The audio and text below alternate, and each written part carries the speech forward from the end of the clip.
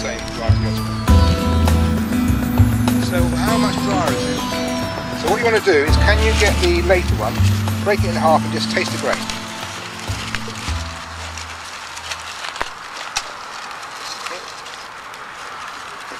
And what you should be tasting is this should be quite dry, quite crispy a bit. John. But there should be once it comes out, it's a bit dry. John. It should come out with a taste of chestnut, hint of chestnut.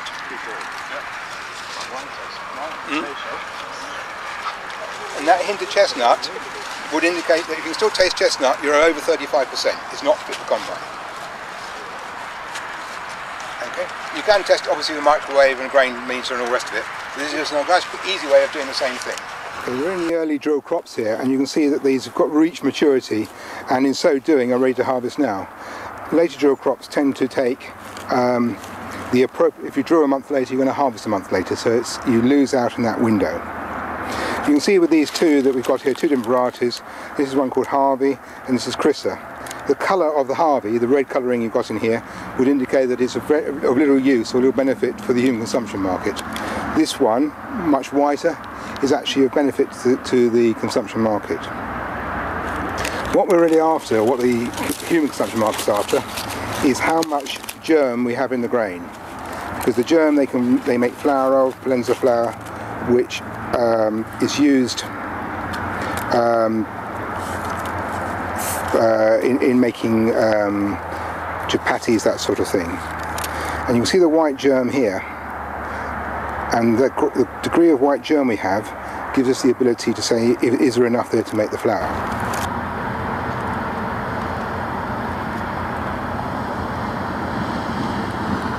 Wings you've got here on the grain maize need to be cleared and cleaned up, because they're the carriers of fusarium and mycotoxins, and so when we harvest it we need to actually make sure that this pink wing is actually cleaned away from the actual grain. Here's the germ, and that germ should go through, ideally at that width, at that height, right across the grain. You can see if we go to this side, clean away the germ, the wing, you can see the actual germ doesn't go very far up at all, just to about here. So it's sort of on a diagonal through the plant.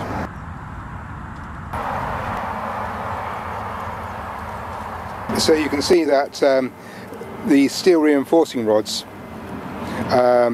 which keep the crop standing, go from a lot to less to very few. And in so doing, whilst we get the crop standing, we also lose out in terms of digestibility from very much to less to very little digestibility of the stem. Clearly, if it's grain maize, it's not an issue. We were after reinforcing rods, but from the point of view of forage maize, we're after standing power to a degree, and but also digestibility.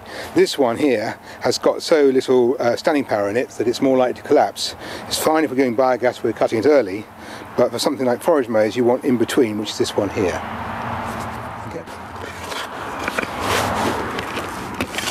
If you want to photograph, can you see how this is all just crumbling away as we are digging it away? Good soil structure at the top, no issue at all.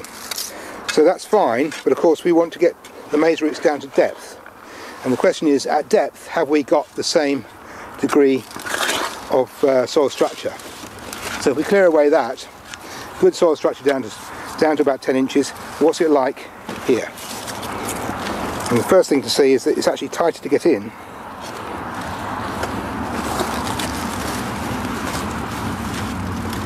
And then when we tap it up, it's breaking in these slightly bigger lumps, and you can see here we've got compacted area with a plate here. The roots are actually following along the plate. This is about 9-10 inches, and all we need to do is to break that quite easily with a subsoiler. The actual cracks, as the roots going through it, are not that severe, so if there's more important places to subsoil, then I'd probably do that.